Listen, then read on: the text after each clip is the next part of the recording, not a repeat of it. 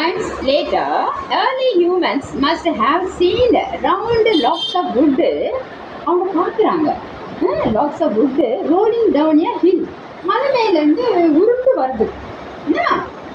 Logs of wood rolling down a hill. Early human noticed that round pieces of tree trunks rolled easily.